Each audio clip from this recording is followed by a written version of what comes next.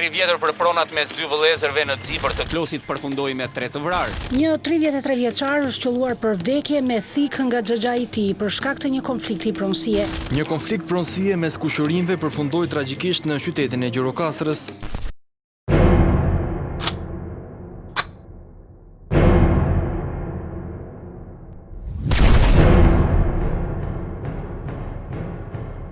Në Shqipëri, 1 në 5 procedime penale lidhet me çështje pronësie. Çdo muaj regjistrohet të paktën një vrasje për pronat. Kjo vllavrasje për llogaritë në nivelin e 8.000 deri në 10.000 të vrarëve. Çdo orë, policia regjistron të paktën një procedim penal që lidhet me krimet ndaj pronës. Dhe kjo zgjat prej 30 vitesh.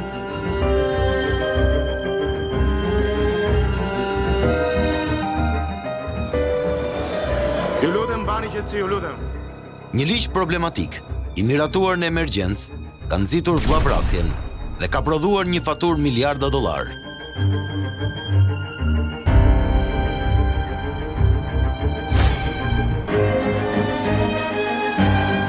Në këtë dokumentar, ne do të tregojmë tipologjitë e mira konflikteve dhe kaosit që solli ligji 7501. Ne do të tregojmë se si janë ndarë tokat me parcela dhe më pas mbivendosja që është bërë me vite ndaj tyre.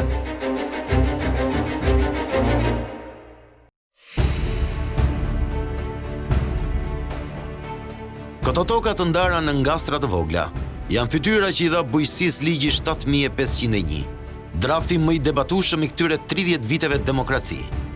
Kaos, konflikte, vrasje dhe palishmëri mbi pronën. Kjo është Shqipëria e 3 dekadave, e zhytur mes një ligji problematik dhe zbatimit akoma më problematik në terren. Historia kaotike me pronat i ka rrënjët në vitin e largët 1944, me fundin e luftës së dytë botërore. Partia e punës e dha hapat e para drejt shtetëzimit me një taktikë elektorale që ndoqi fill pas luftës. Në vitin 44, kur komunistët erdhën në pushtet, për fshatin kishin një parull. Do t'ju japim tokën. Toka i takon atij që punon. Fshatarët nuk u ngritën në luftë në kundër Italisë dhe kundër Gjermanit për komunizmin. Në vitet 45-46 zhvillohet reforma agrare. Fshatarët morën tokat siç u ishte premtuar, por këtu qëndronte i leja. Në fakt, po i dheshin hapa drejt kolektivizimit. Hapi tjetër për të hapi prap librin e Baba Stalinit ishte që pas kooperativave kalohet në fermën bujqësore, në ndërmarrjet bujqësore, ku fshatari shkëputet, nuk është më fshatar, po kthehet në punëtor, si punëtor i qytetit në fabrikë. Pra toka kthehet në tokë e shtetit. Jemi në vitin 1991. Shqipëria ka lënë pas një epokë duke çelur një të re. Pasojat e viteve të gjata të diktaturës duken kudo. Shumica e popullsisë është në varfëri të skajshme. Urrejtja ndaj sistemit totalitar derdhi me mlef qytetare fshatar drejt shkatrimit të ndërmarrjeve shtetërore. Vera e vitit 1991 rrezikonte ta zhyste vendin në krizë buke. Kooperativat bujqësore nuk funksiononin, nuk ishin bërë mbjelljet e pranverës. Furnizimi me bukë i popullsisë bëhesh nga qeveria nga depot shtetëror që ishin në shterrim dhe qeveria e përbashkët, qeveria e stabilitetit, po mendonte atë që do vinte prapa. Pra do vinte dimri dhe ishte krejt Shqipëria ishte pa përgatitur. Vetëm zgjedhja ishte që fshatarët të mbillnin për veten e tyre. Kooperativat kishin dështuar. Do të thotë që ato duheshin shpërbër. Dhe madje jo duheshin shpërbër, po deja kishte filluar shpërbërja, thërmimi i tyre që në muajt e parë të 91-shit. Përballë një situate të tillë të vështirë, qeveria e stabilitetit, e ngritur nga Partia Socialiste dhe Partia Demokratike, me shpejtësi nisi punën për hartimin e një ligji që ju jepte tokë fshatarsisë. Ligji mori emrin 7501 dhe përbën një prej drafteve më të përfolura, për gjithçka prodhoi ndër vite. Ndarja e tokës bujqësore ka filluar më përpara. Ka dalë një dekret në vitet 88-89, kjo është efekt kohor tani, i presidiumit të Kuvendit Popullor, ku me firmën e presidentit të asaj kohe Rami Xhalis, u ndanë për çdo familje bujqësore në fshat një sipërfaqe toke prej 2 dynymesh. Të paktën 145.000 hektar tokë, ose 27% e fondi total të tokës bujqësore, ishte shpërndar në përdorim para miratimit të ligjit. 100 kooperativa kishin mbetur pa tokë, ndërsa 450 të tjera kishin hapësira të papërfillshme. Vetë grupi i Partisë Socialiste ishte për prishjen e kooperativave, dhe që ande erdhi, kujtohet ishte një deputet i Beratit, kishte qenë kryetar kooperative, u ngrit dhe tha, kooperativat duhen prishur me ligj. Sapo ishte krijuar qeveria e stabilitetit dhe duhesh patjetër që në fshat të bësh, ishte domosdoshmëria e forma për tokën. Që të shkputesh fshatari, të kishe pronën e vet, ishe pronar i vetës vet dhe të lindshin fillesat e ekonomisë tregut. Në terren, ishte nisur uzurpimi me forcë i parcelave, gjë e cila e bënte edhe më emergjente një ligj për tokën. Top Story ka siguruar proces verbalet e plota të seancave plenare të 29 viteve më parë. Në fjalimin e zëvendës kryeministrit të kohës, Zydi Pepa, duket realiteti i kohës. Në këtë proces janë shfaqur mjaft dukuri si marrja forcërisht e tokave në vendet më të mira e në ujë, mbi bazën e pronësisë dhe të kufive të vjetër, duke kryer padrejtësi shoqërore për shumë familje të tjera të cilat ose nuk kanë marrë tokë fare, ose kanë marrë pak e me cilësi të dobët. Policia ishte para rrezikut të mbijetesës. 1/3 e grurit nëpër magazina ishte grabitur. Mbjellja e minstrit ishte realizuar vetëm në 50%, ndërsa e patates në 38%, që përbonin produktet bazë për popullatën. Ligji për tokën ishte një emergjencë dhe qeveria e stabilitetit, e drejtuar nga Ylli Bufi, nuk ishte kohë për të humbur. Në 9 korrik 1991, zhvillohet seanca e parë plenare. Pika thelbësore e ligjit ishte në 2, që mori të gjithë vëmendjen dhe kohën e debateve. Në draftin e qeverisë, parashikoi dhënia e tokës në përdorim, që përkonte me qëndrimin e socialistëve dhe demokratëve. Por, situata ndryshoi kur ligji mbërriti në parlament. Konkretisht, neni 2 i projekt ligjit mund të formulohej. Toka në Republikën e Shqipërisë u jepet nga shteti për përdorim personave juridik dhe atyre fizik, duke ndaluar shitblerjen e saj. Së pari, toka t'i jepet fshatarit, mbështetur në parimin atij që e punon. Së dyti, zgjidhja e pronësisë të bëhet konform parimit, prona është e shenjtë. Ky parim kërkon përfillje dhe mbi të askush nuk mund të shkel. Duhet pritesh që Partia Demokratike duhet dilte me opsionin që toka i takon atij që e ka, pra i takon pronarit, kurse Partia Socialiste duhet dilte me opsionin që toka i takon atij që punon, që ishte parimi leninist. Për çudi, u shkëmbyen rolet, pra Partia Demokratike doli me parullën që toka të jepet atij që punon, Partia Socialiste ishte bazuar ke legitimiteti, pra që prona duhesh në fillim të qartësohesh se kujt i takon. Drafti qeveritar u miratuar me konsensus, që toka do të kalonte në përdorim për një periudhë të caktuar. Ç'o ndodhi pastaj? Grupi i PD-s me një program të djathtë, që të mëronte këto, i majt kaloi majtas fare me fjalë, edhe ne u çuditëm. Vullneti i majtës për ta dhënë tokën jo në pronësi, por në përdorim, ishte një lloj reminiscence e sistemit të vjetër. I gjithë thelbi i debatit, që zgjati për 10 ditë diskutime në parlament, mes datës 9 deri në 19 korrik 1991, ishte pikërisht kjo pikë që ndante palët. Nga socialistët, Ndriçi Mysa propozonte si specialisti i bujqësisë rimëkëmbjen e kooperativave, por sipas një modeli perëndimor, propozim qasi në replikën e demokratit Arben Imami. Ka një koncept që pala tjetër e ka të paqartë. Koncepti i pronësisë është tjetër, koncepti i organizimit të pronës është tjetër. Me pronë private që është një formë prone, nuk mund të ndalohet mundësia e organizimit kolektiv, por duke u nisur nga baza, nga aspiratat ideologjike dhe politike, shpeshherë këto ngatërohen dhe po ndërhyjnë në mënyrë negative në këtë ligj. Ky mendim në atë kohë që këta miqtë e mi e qurin komunist, sot janë rikthyer, po është vështirë që të kalohet prapë. Dhe kjo është një fjalë edhe e bukur e kësaj që duhet ishte bërë që në atë kohë, sot është vonë. Të dyja partitë e reja donin të themi të fustin dorën elektoralisht, dhe kjo është mëse normale, tek fshati. Vetëm një gjë që mund t'i ofronin të dy palët në atë moment është që ti do marrësh tokën tënde. Palët shkuan të ndara deri në fazën e votimit të ligjit. Votimi ishte një problematik më vete.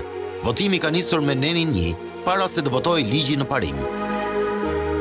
Pati shumë probleme edhe në miratim, probleme burokratike, nga ana formale ka krijuar handikape që vuhen akoma. Grupi jonë i gjithë nuk i bëri këto për të sjell këto fatkeqësi, i bëri për të nxjerrë, themi, nga errësira, nga mjerimi. Palët shkuan të ndara për votimin e neni 2. Variantet e propozuara ishin 4, por thelbi i ndasive qëndronte pikërisht në 2 formula, për tokën në përdorim ose në pronësi. Socialistët që kishin shumicën ndërmuese në parlamentin me 250 antar, votuan formulimin sipas propozimit të kreut të grupit, Lutfi Daullari, që thuhej: shteti u jep tokën të gjithë personave fizik dhe juridik. Këta gëzojnë të gjitha të drejtat mbi tokën, të cilat përmbahen në këtë ligj. Ndalohet shitja dhe blerja e tokës. Shtimi i tokfjalshit të fundit për ndalimin e shitblerjes ishte më tepër një frikë se mos tokat pushtoheshin nga fqinjët, me të cilët vendi kishte pasur armiqësi gjatë diktaturës. Kjo flitej në korridoret e politikës së kohës, por për këtë asnjë politikan shqiptar nuk është shprehur rapor. Kishte shumë element që duheshin zgjidhur hap mas hapi para se të kalohen në pronësi. Pra, në parim ne ishim që do të kalojmë pronësi, po jo direkt. Pastaj u vendosën kriteret që ai s'kishte drejt ta shiste, ta tjetërsonte në një moment të caktuar. Votimi në neni 2 kaloi me debate të ashpra dhe ndërhyrje. Madje, shumë prej deputetëve nuk po kuptonin se çfarë formulimi po votonin. Propozimi i Lutfi Daullarit mori 106 vota pro. Se kush ishin votuesit pro, jo nuk do të merret veshkur, pasi nuk ekziston në proces verbale. Sali Berisha kërkoi votimin e varianteve të tjera të propozuara, duke konsideruar atë që u votua si nen famkeq. Neritan Ceka, kryetari i grupit të Partisë Demokratike, kërkoi një pushim 15 minutësh pas votimit. Ai kërcënoi deri me rrëzimin e qeverisë së stabilitetit. Ka qenë një presion i Partisë Demokratike, veçanërisht i ministrave tonë që kërcënuan me largim nga qeveria, në qoftë se nuk do të zbatoj opcioni për ndarjen e tokave fshatarëve. Dhe ishte kundër këshillave që ne jepnin ndërkombëtare. Mirë, atëherë një çerek orë të pushim. Pushimi duket se sheshoi ndasit. Më tepër se sa presioni ndërkombëtarëve, kërcënimi për rrëzimin e qeverisë nuk luajti ndonjë rol të madh te socialistët që kishin shumicën në kuvend. Normal që ka pas prapaskena, u detyrua me fjalë edhe nga faktorët ndërkombëtar që të pranonin këtë kalim ekstrem që bëri PD-ja. Edhe brenda PD-s në atë kohë njerëz që merreshin me bujqësi, që ishin deputet aty që për herë të parë, merreshin me bujqësi, nuk e pranonin, por ishin të detyruar nga ndërhyrja e qoftë kryetarit të partisë dhe kështu në këto kushte u arrit ky kompromis. Ju lutem bani qetësi, ju lutem. Me rifillimin e seancës, u hodh në votim varianti propozuar nga demokratët, që kërkonin dhënien e tokës në pronësi. Me 158 vota pro, formulimi i ri neni 2 rrëzoi atë që u votua më herët. Neritan Ceka ishte skeptik atë ditë, kur deklaroi se qeveria ka marrë një barë tepër të rëndë, pavarësisht se dhe ai vetë votoi pro. Nuk u diskutuan çështje themelore, çështje juridike, çështja për shembull e pronësisë familjare. Pra që me këtë akt nuk shpronësoheshin vetëm pronarët e mëdhenj, siç ke iluzioni i reformës. U bë kujdes në atë ligj për të thënë që toka nuk ju kthehet atyre që i kanë pasur në pronësi. Pra, kjo të jep të kuptohet që bëhet fjalë për një reformë agrare. Fatos Nano dhe Sali Berisha kërkuan një zëri votimin me ngritjen e kartonave njerësh si simboli konsensusit. Ky ishte një ligj me konsensus i detyrueshëm për kushtet që ishin atë kohë. Dhe ai erdhi aty pothuajse deputetët nuk bënin asnjë lloj veprimi më aty. U arrit konsensusi, votohesh aty dhe s'kishe. Debati ka pas në kulisë. Këta njerëz që gjykonin në kuvend, gjykonin jashtë interesave ekonomike. Pra as nuk e dinin që pas 20 vjetësh çfarë do bëj, as nuk e dinin që interesat ekonomik, lobet, oligarkia, historira këto të sotme. Kështu që gjykimet që bëheshin, shtettimet që bëheshin kuvend ishin thjesht mbi bazë bindjesh dhe mbi bazë orientimesh politike, të qarta politike. Kjo deklarat. Votimi i ligjit u konsiderua një fitore aso kohe nga lideri i Partisë Demokratike, Sali Berisha, i cili u drejtua fshatarsisë nga foltoria e kuvendit. Por ky ishte vetëm fillimi i një batërdie që do të ndodhte më pas me pronat. Përgjithësia bazë fillon me ligjin e tokës. Ligji i tokës u votua në shkelje të hapur të parimit të pronësisë. Gjithë kjo u kthye qoftë nga Partia Demokratike, që pati iluzionin që fshatarët që morën tokën do ta votonin dhe ka ndodhur e kundërta. Partia Demokratike nuk merr vota në fshat. Ka qenë dhe mbetet, edhe sot që flasim, një kalë betejë në fushatet elektorale të partisë që ka qenë pushtet. Votimi i neneve të tjera ishte një histori thuajse pa debat më pas. Referuar proces verbaleve, problemet konstatohen gjatë gjithë votimeve. Në shumicën e neneve nuk dihet se si ka votuar secili deputet dhe numri votave në total. Kur unë po shfletoja edhe disa nga diskutimet që unë kam pas në atë kohë ishin hekur, mi fjalë sepse kjo ke parasysh ishte kohë tranzicioni. Ligji u votua në tërësi, por sot e kësaj dite, askush nuk di të thotë se sa vota ka marrë një ligj që përgjyste Shqipërinë në një situatë kaotike dhe konfliktuale mes njerëzve.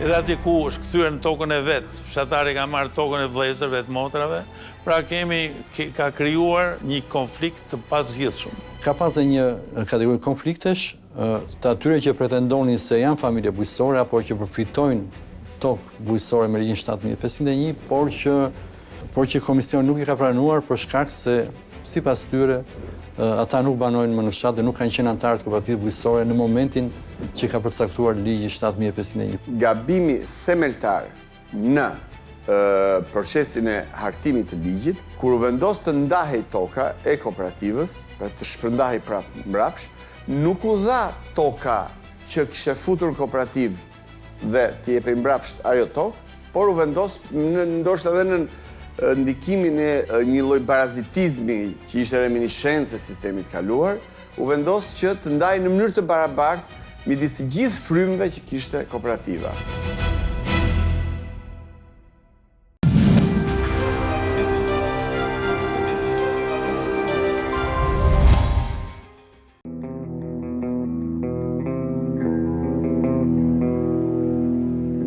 Në vitin 1991, në shkallë vendi, për llogaritë një hapësirë prej rreth 7000 km² tokë bujqësore për të ndarë.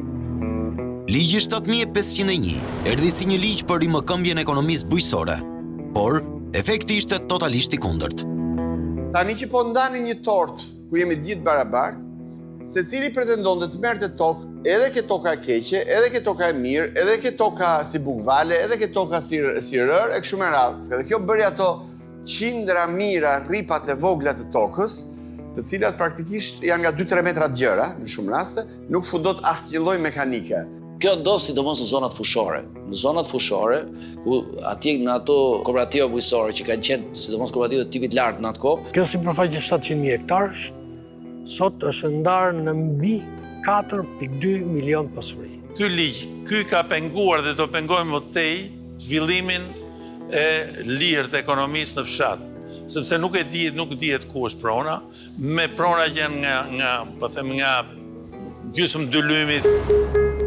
Problemi i konceptimit të ligjit u shoqërua me zbatimin edhe më të gabuar dhe abuziv në terren. Subjekti i privatizimit, sipas ligjit 7501, ishin vetëm tokat e ish kooperativave, ndërsa për ish fermët ishte përcaktuar dhënia në përdorim. Po ashtu, tokat truall nuk ishin subjekti ligjit. Këto kritere u shkelën masivisht nga komisionet. Ka pas edhe konfliktet natyrës tjetër, konflikti nëse toka duhet t'jepej në përdorim apo në pronësi, pra me tapi për mark marrëtor pronësi apo mark marrëtor në përdorim. Ka qenë disa regjime paralele. Një nga defektet për mua si specialist dhe që e kam jetuar atë periudhë, në fjalë ishte dhe dalja pastaj e dekretit për dhënien e tokës pronësi ish punojësve të ndërmarrjeve shtetërore bujqësore. Dekreti se di ka kaluar se është ratifikuar apo jo në parlament. Komisionet e fshatrave zbatonin praktika dhe standarde të ndryshme. Në atë periudhë dolën në sken edhe pretendimet e shtetasëve të huaj për pronat që kishin pasur në Shqipëri. Sipas kësaj marrëveshjeje, të 10 marsit të vitit 1995, që Top Story disponon, Shqipëria pranon t'i paguaj Shteteve të Bashkuara $2 milion për pretendimet e shtetasëve të saj për pronat që kishin zotëruar dikur në Shqipëri. Kjo marrëveshje e nënshkruar nga ish ambasadori Joseph Lake dhe ish zëvendës kryeministri Tylber Vrioni, nënshkruhet në një kohë kur në terren po ngatroheshin disa procese me pronën që sillin përplasje mes tyre. 7.500 që në ndarjen e tokës. Besoj që aty ka bërë dhe me komisione të improvizuara, dhe ka krijuar pak kënaqësi dhe armiqësi. Ka pasur probleme të mungesës kapaciteteve, të paaftësisë, të mungesës integritetit, të njëjtëshmërisë, veprimeve abuzive, madje edhe të akteve kriminale nga komisionet e ndarjes së toka në fshat, të cilët së pari ato fillon të krijojnë probleme. Në 93 i mbivendosjet procesi i kthimit të kyçësave, kthimit të komisionit pronave. Po Shqipëria një është, pra o do ndaje me këtë ligj, o do jepje me këtë ligjin tjetër. Tu fillojnë problemet. Tu filluan të mbivendosjet. Këtyre dy proceseve i shtohet një i tretë. Në Shqipëri nisën masivisht ndërtimet pa leje. Banorë nga zona të ndryshme filluan të zhvendosen dhe të uzurpojnë toka ku dhe sa të mundin. Kjo solli nevojën e një ligji të përkohshëm për legalizimin. Si më thënë legalizim, akti nul mbetet nul. Unë do ngelen gjithmonë rivendikues të ditës për të marrë pronën time konform kushtetutës. Vitet e para të demokracisë, paralelisht, filloi privatizimi mbi 4.000 dyqaneve dhe mbi 14.000 ndërmarrjeve të ndryshme. Ishpronarët e para vitit 1944 nisën betejën me dokumentat e vjetra arkivore të pronësisë mbi tokën. Pra, për ta kuptuar, godinën po e privatizonin ata që kishin punuar në ndërmarrje, ndërsa tokën ku ndodhej godina po e merrnin ishpronarët që kishin në zotërim përpara luftës së dytë botërore. Ndërkohë tani u bën 3 dhe po hesin të 3 këto procese, duke u përplasur me njëri tjetrin, filloi një 4, që ishte privatizimi. Procesi i privatizimeve masive në vend, të fabrikave, të uzinave, të ndërmarrjeve, të reparteve ushtarake, gjitha këto kishin tokë. Madje jo vetëm me ligjin 7501, por legislacioni privatizimi mund të krijonte probleme edhe me ligjin për kthimin dhe kompensimin e pronave. E 4 këto procese që përmendon, dhe që jam i bindur që ka dhe të tjera më të vogla, për që të mos humbasin fokusin, nuk zhvilloheshin në një zyrë të shtetit, apo në një institucion të shtetit, i cili thoshte stop, të tokë tu e nda me 7501, nuk mund ta japim me kthim prone, ose nuk mund ta zërë ky tjetër, se do të veproj shteti, ose lejë ta zëri, ose nuk mund privatizohet, pra të kishte një harmonizim.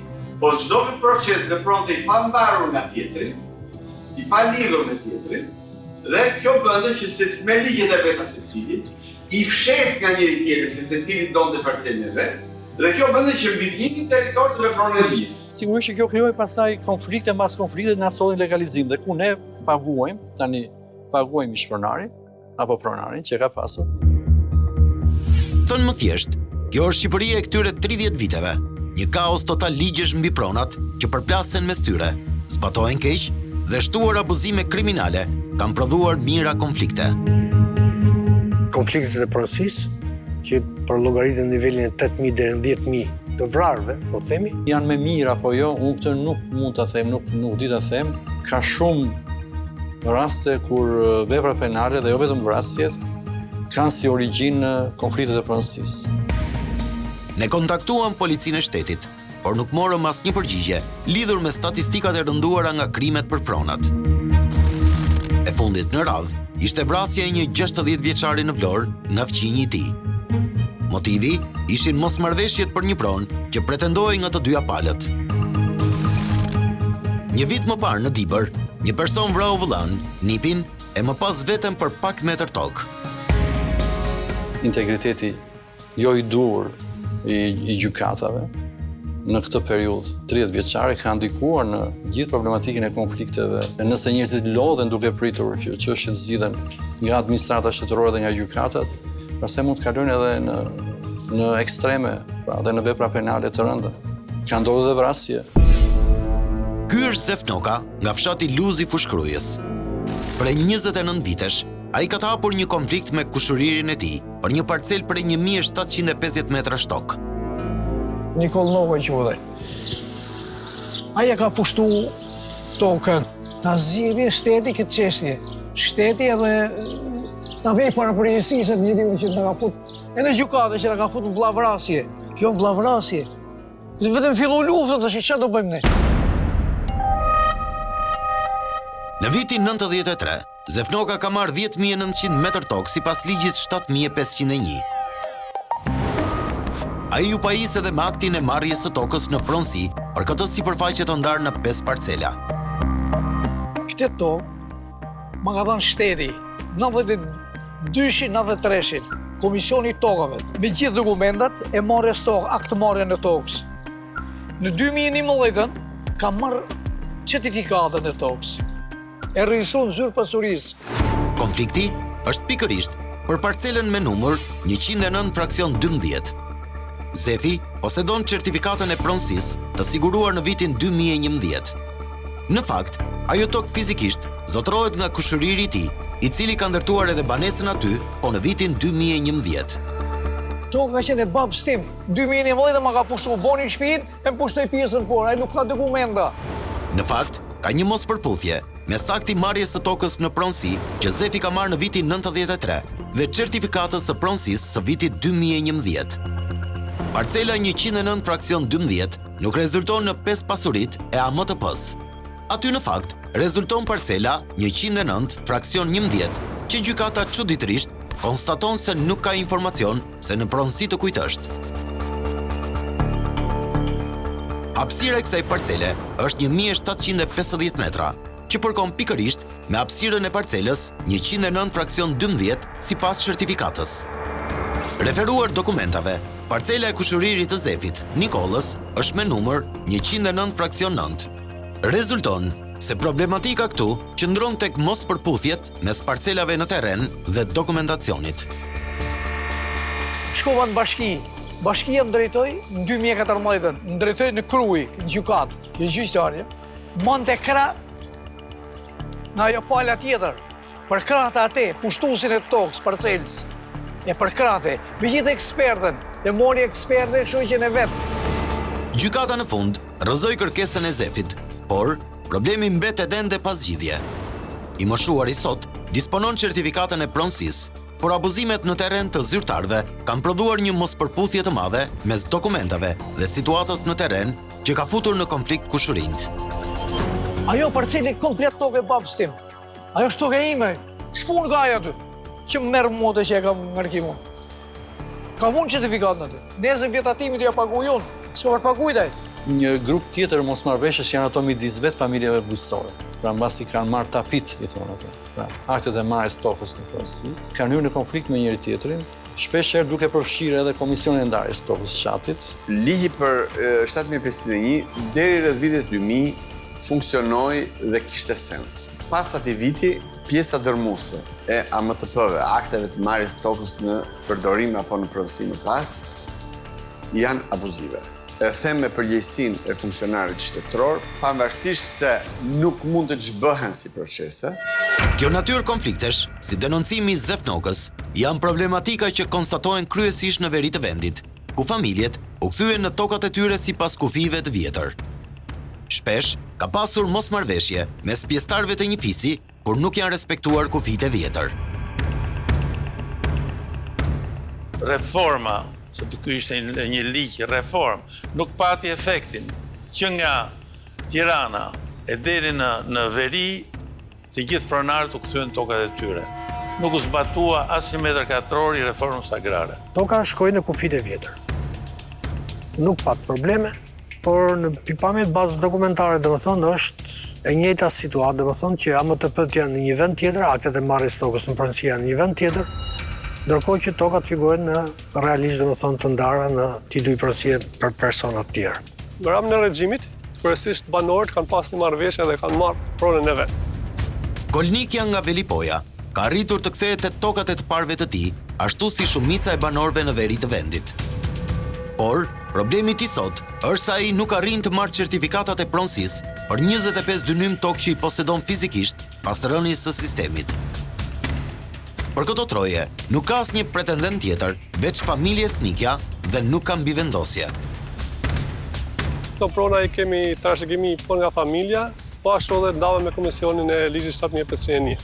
U kthy mbrapsht dosja nga hipoteka në bashki me pretendimin sepse zona ku është prona është zona e Bregdetit, e cila është zonë e bllokuar me vendim qeveriet.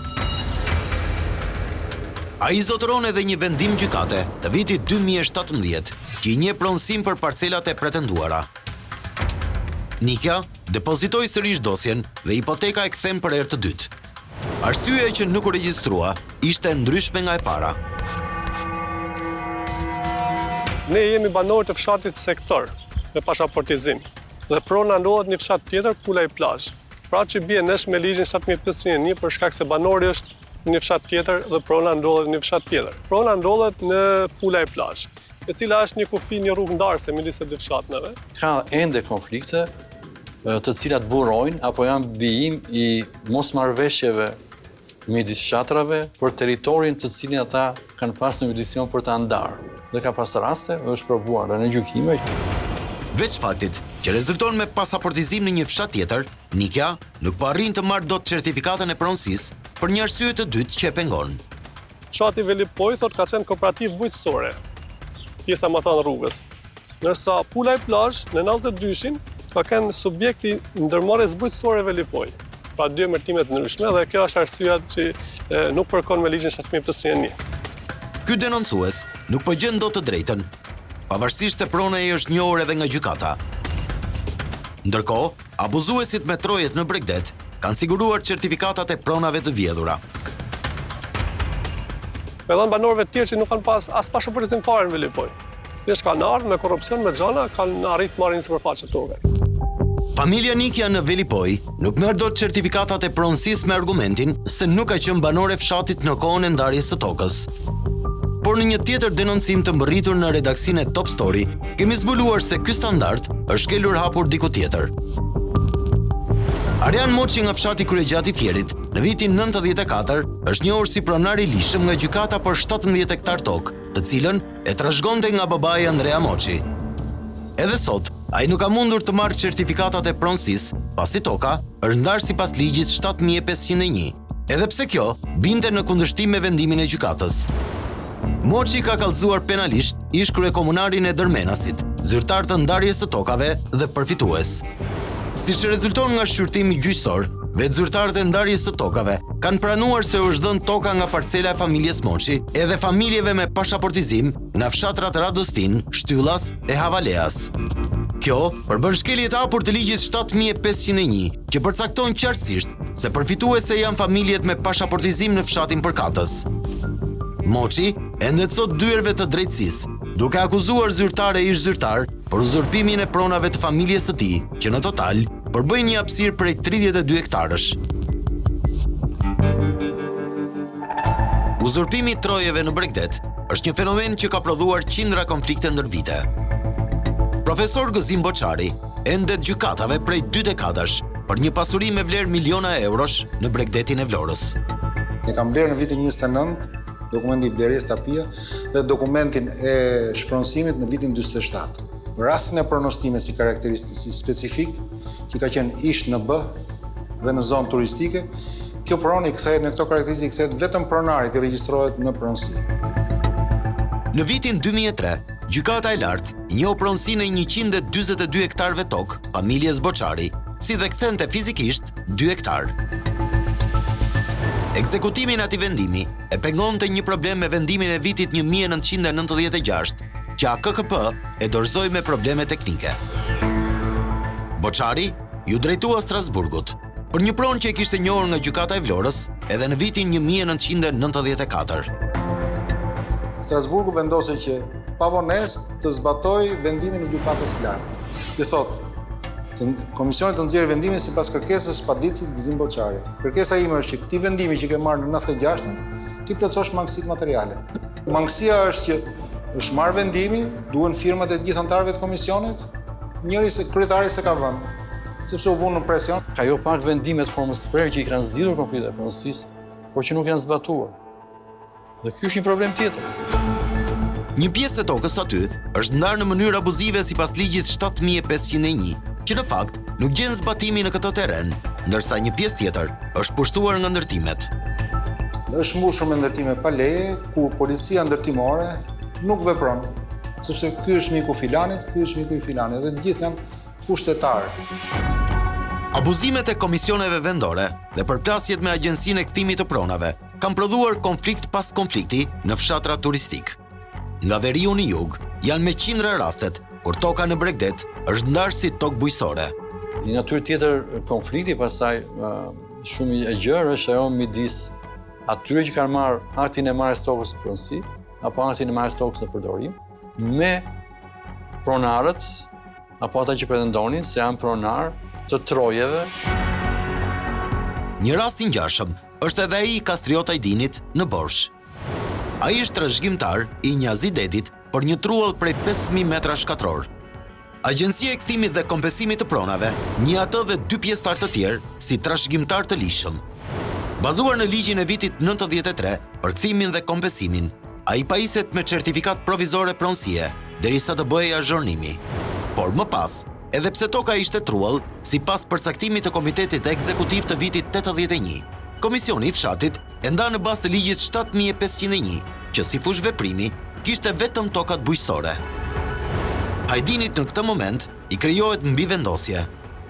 Pala tjetër, u pajis me certifikat pronësie, ndërkohë ai vijon proceset gjyqësore për gabimin e Komisionit të Tokës.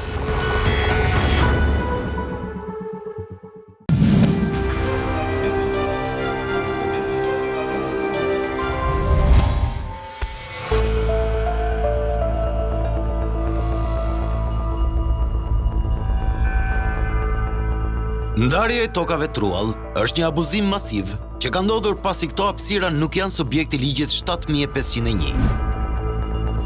Siç e shikoni edhe në këtë akt të marrjes së tokës në pronësi që kemi siguruar, Komisioni vendor në fshatin Peshtan i vogël në Berat ka ndarë një sipërfaqe trualli te i kalimi i hapur ky i ligjit. Top Story ka siguruar një raport të kontrollit të lartë të shtetit që bën fjalë për lishmërinë e ndarjes së tokave në komunën Lukov në Bregdetin Jonian. Nga verifikimet, rezulton se janë shpërndarë në mënyrë abuzive plot 443.000 m2 tokë në Borsh. Vetë familjet bujqësore, po edhe në rastin e legitimit të kompensimit për individet, ata që kishin interes, kanë kryer edhe veprime jo të rregullta. Pra, madje deri në akte kriminale, sepse është ndërhyrë dokumentacioni që ekzistonte deri në vitin 90. Po ashtu, në fshatin Piqeras janë shpërndarë në kundërshtim me ligjin 603.000 m2 tokë.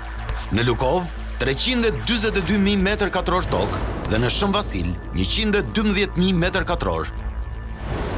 Tipologjitë e abuzimit janë të ndryshme, si tejkalimi i normës për frym, shkelja e vijës së verdh, shpërndarje trualli apo dhënje toke për persona që nuk kanë qenë familje e kooperativave.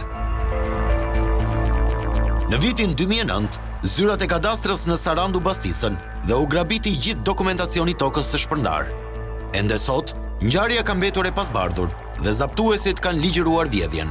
Janë futur duart nëpërmjet ofrimit dhe premtimit të favoreve, parave në punësve publik. Pastaj pas viteve, 2-3 vite të parë që ndanë tokën që punonin realisht, ndanë dhe tokën që mund të punojë. Shumica e procesit u kthye në një proces abuziv, skandaloz, që vazhdon prej mbi 15 vjet, të llojit mblidheshin ata 3 veta atje të komisionit në fshat, edhe thoshin ore në klubin e fshatit, ore çka ka mbet në gjë, ajo kodra atje, e ka njëri atë kodrën jo.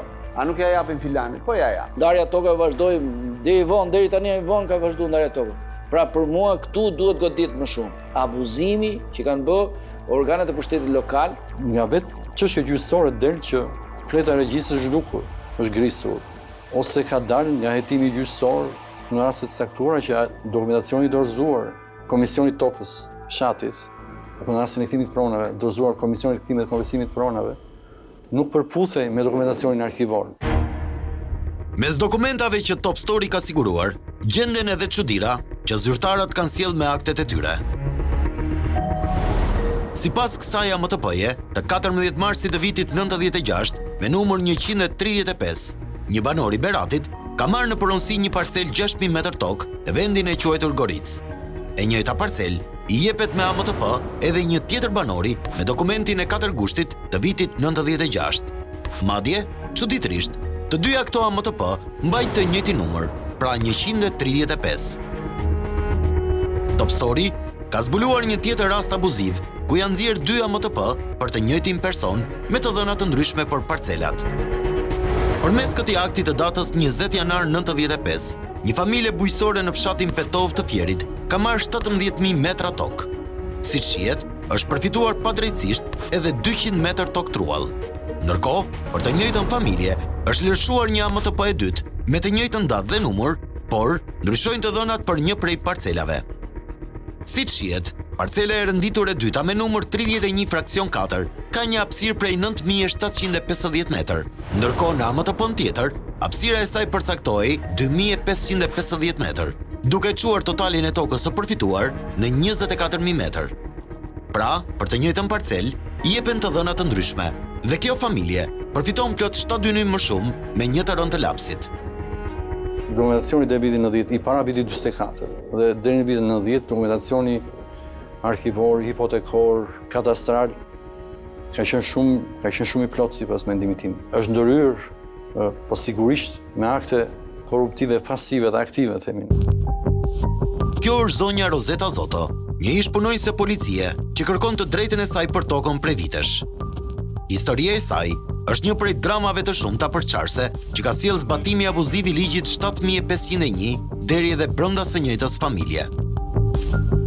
Me ligjin 7501, unë dhe fëmia im jena trajtu me tokë me 1.6 dynim unë dhe 1.6 dynim djali. Toka ime dhe e çunit tim ndodhet pas shpatullave të mia. Ajo sot akuzon ish bashkëshortin Jovan Bardhi se i ka grabitur tokën e saj dhe të djalit Mikelit.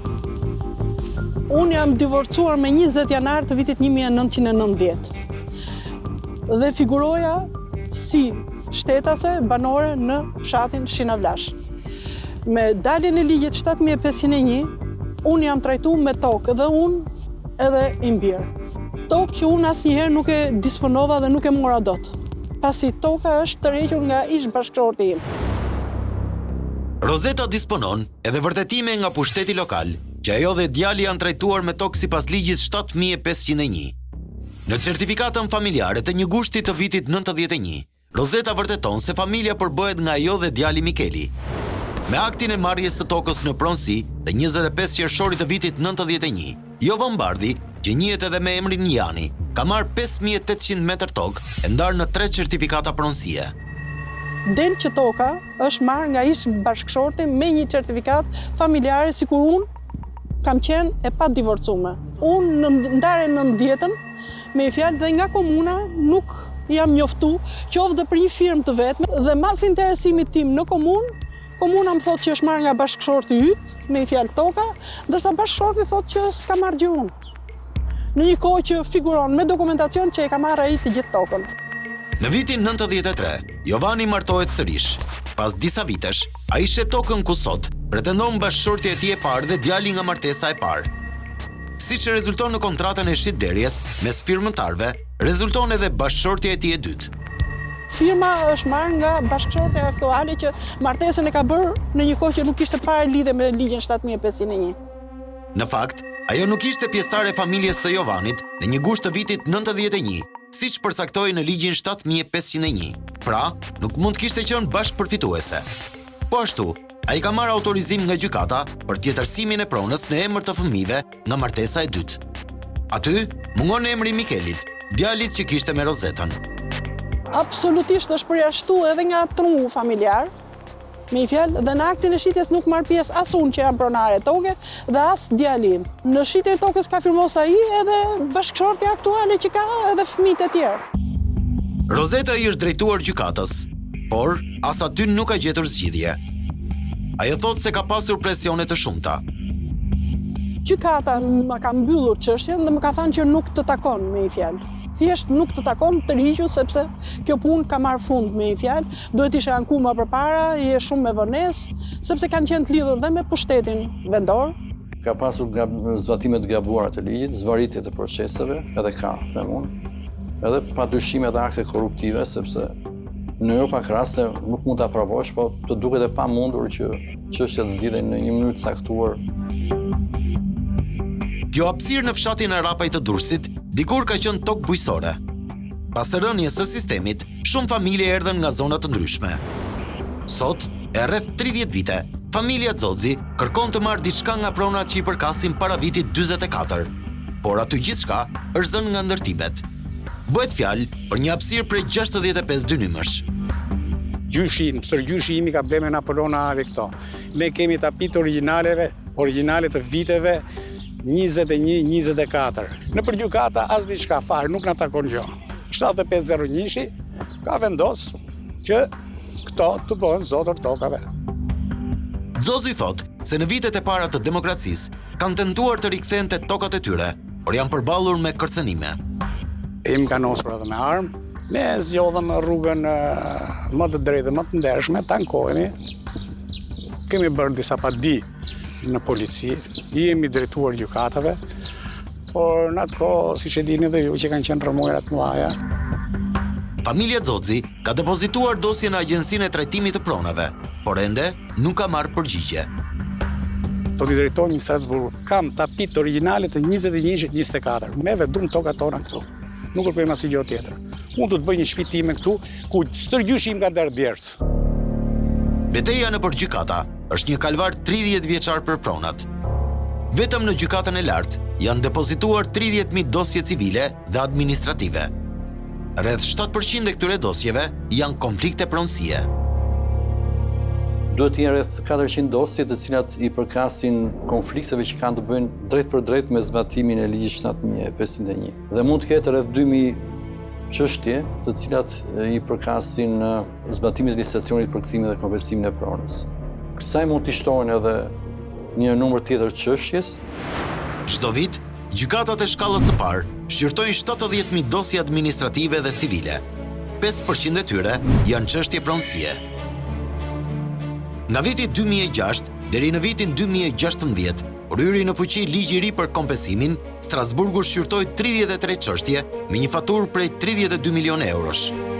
U detyrua të ndërhyjë Strasburgu për t'i bërë thirrje qeverisë shqiptare në 2012 që ore po humben gjyqe dhe këtu po vjen një faturë, pra nëpërmjet gjyqeve që po bëjmë ne këtu, po ju vjen një faturë e pa imagjinueshme e lartë, të cilën si do e paguani. Dhe derisa ju e keni nxjerrë këtë akt, pra që e kompensoni në pothuajse në vlerë tregu, dhe përderisa gjykata ka vendosur mbi ligjin që ju keni miratuar, atëherë njerëzit kanë të drejtën legjitime që të kompensohen. Zhvillata Europiane nuk merret me llogaritë e shtëpisë tënde, por merret me zbatimin e ligjit. Nga viti 2016, në Strasburg janë 90 çështje të tjera. Sipas ish pronarëve, fatura llogaritet në disa qindra milion euro. Të paktën 26.000 dosje të depozituara në Agjencinë e Pronave janë vlerësuar. Për 10.000 dosje të tjera nuk është bërë vlerësimi financiar. Ish pronarët, duke përfshirë legalizime dhe vendimet e gjykatave, flasin për fatura të papërballueshme ndër breza për shtetin shqiptar. 15 deri në 16 miliarda euro, e pakta sipas për llogaritjeve paraprake. Secili që e bën llogarinë e bën sipas defterit vet. Kuptoni që domethënë në Shqipërinë sot më thonë unë dua 15 miliardë dollarë. E imagjinon do stërnipin tënd, jo nipin, se s'diskutojmë, po stërnipin tënd duke punuar pra është një lloj feudalizmi i shekullit 22. Atëherë, në këtë mes, Banka Botërore që ka krijuar këtë, se është edhe atje një pikë tjetër e djallëzisë, e kanë futur këtë vend që të marri borxhe me këta politikanë të korruptuar, super korruptuar në rrugën e tradhtisë kombëtare. Dhe pastaj i thotë, s'milan do të borxhe, mi e Bregdetin. Në fakt, sipas agjencisë së trajtimit të pronave, fatura për 26.000 dosje është 1 miliard dollarë. Këtu nuk bëjmë pjesë 10.000 dosje të patrajtuara. 10.000 dosje. Kërkesat e tyre pronarëve për kompensimin, kthimin dhe kompensimin e 144.000 hektarëve tokë. Dhe vlera atyre është kap ajo shifrën e rreth 5 miliard eurove të tjera. Këto fatura të frikshme janë rezultati palishmërive që janë lejuar ndër vite. Nga uzurpimi i pronave, të ndërtimet pa leje dhe abuzimet e tjera me radhë. Keni parasysh atë shprehjen e famshme të viteve 90 tokë të zanën? Ai person i cili ka paguar 10.000 lekë vjetar për metër katror, do të marri gati 7 deri në 8 apartamente nga 100 metra katror secili. Ndërkohë që pronari do të preset kompensim që s'ka për të marrë asnjëherë. Vetëm nga rrethi i Tiranës, edhe që morë nga ferma e Zberishit, që morë 1 hektar, kanë marrë 1 milion euro. Dhe nuk i kanë paguar shteti asnjë. Ndërkohë që pronari që ka humbur do të kompensohet nga unë dhe ti dhe nga shokët tonë. Ish pronarët thonë se ligji i fundit që ka hyrë në fuqi në maj të vitit 2020 për përfundimin e proceseve kalimtare të pronësisë nuk i jep zgjidhje problemit. Madje sipas tyre, ky ligj thellon edhe më tej problematikat që vuajmë prej 29 vitesh për pronat. Qoftë edhe me këtë ligjin e famshëm 20, edhe ai fond toke i pandar akoma. Brenda fundit të këtij viti, 2020-s, do të ndahet po në frymin e ligjit 7501. Duke falë si specialist, unë jam që pa u riverifikuar një fjalë. Të abuzimet që ka ndodhur me 7501-shin, është vështirë që të arrish një sukses. Por nuk ka më tokë, kaq është Shqipëria. Ku do dali kjo tokë? Na jepin para, ku do dalin? Shkusur ka djali im, i joti dhe qindra mijëve shqiptarëve të tjerë të paguaj djali dhe nipi fatura me miliarda dollarë për historira të stërgjyshit që do që t'i haj gjyshi i këtij. Nipi apo stërnipi i këtij. Parimi i ligjit të fundit është zgjidhja përfundimtare e konflikteve dhe regjistrimi i pronave. Aty ku ka mbivendosje dhe përplasje mes disa palëve, do të kalohet në filtra të thelluar ligjor ose gjykat. Ligji që u bë, që u miratua para disa muajsh, nuk është ligj për pronën. Është ligj për përfundimin e proceseve të përkohshme të pronësisë. Për të shkuar më në fund në kapitalizëm, ky lë një afat 10 vjeçar me një logjik shumë të thjeshtë. Brenda këtyre proceseve, cili është procesi që do të zgjasim më shumë, është procesi i kompensimit pronës, që është proces që merret ATP-ja. Atëherë, ai afat duhet të jetë afati limit për gjithë këto procese, që ti mbyllim një herë mirë. Këta arritën ta manipulojnë edhe Komisioni i Venecijës dhe djallëzia fillon me 2 juristë të Komisionit të Venecijës, me të cilët ne jemi takuar si shoqata pronarësh, ja u kemi dhënë sqarimin pse ligji 133 dhe ky ligji 2020 nuk duhet të korrigjohet. Korrigjimi është fare i vogël. Të përcaktohet në ligj çfarë prone do kompensohet. Ka një arsye fare të thjeshtë pse objektivi për mbylljen një herë mirë të problemeve të pronësisë nuk mund të marrë fund as pas 10 vitesh. Fatura prej 1 miliard dollarësh që Agjencia e Trajtimit të Pronave ka llogaritur për ish pronarët është e pamundur të shlyhet brenda kësaj kohe. Në vitin më të mirë buxhetor, parashikohen jo më shumë se 50 milion dollar për këtë zë në buxhet. Pra, minimalisht, duhen 20 vite pa llogaritur këtu faturat e tjera që nga legalizimi e deri te dosjet e Strasburgut. Pra duket se shqiptarët janë të destinuar të luftojnë edhe për disa dekada për problemet e pronave. Sigurisht, zgjidhja është kompensimi, pasi askush nuk mund ta çbëjë atë që është bërë në terren. Edhe Enver Hoxha të ngjallet nuk ja merr dot me tokën fshatarëve për t'ia dhënë tjetër kujt. Do të mos themi marrëzira. Zgjidhja më e mirë do kishte qenë kthimi i pjesëshëm i pronës dhe kompensimi i pjesës tjetër, që në 93-shin. Qeveritë vazhduan të gënjejnë duke i ushtuar faturën, duke thënë do ju japim gjithnjë më shumë dhe s'u jepin asgjë.